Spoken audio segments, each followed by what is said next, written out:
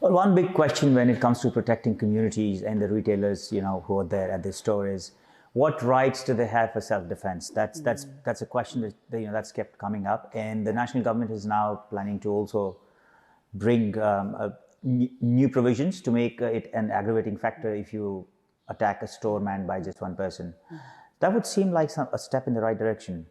It's always hard in each circumstance. I worked in police for 10 years, and the last thing I would ever want is someone to put themselves in a position where they get hurt or are more likely to lose their life even. So while it's important people do have those rights in their own space, the last thing police would advise is for someone to put themselves in harm's way. So we do need to make sure that we're looking after people and their families, as well as giving them the protections they need.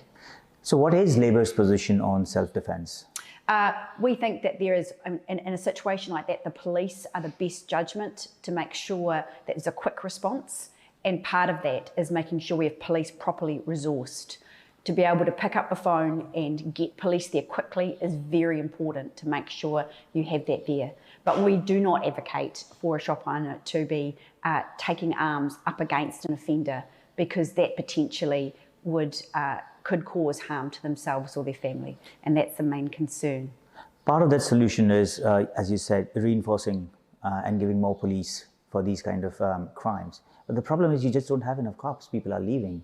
So how do you provide a solution when the solution that you're proposing is not workable? Well, under Labour, we increased funding for the police by 50%. The last budget was $108 million less for the police budget. And I've cut close to 200 roles of all those people that support police to be able to get back out on the street quickly.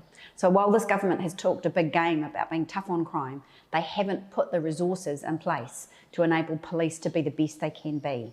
And that is a worry for quick response times. And it's a worry for businesses in Papatoetoe when all the police are being directed into the central part of Auckland.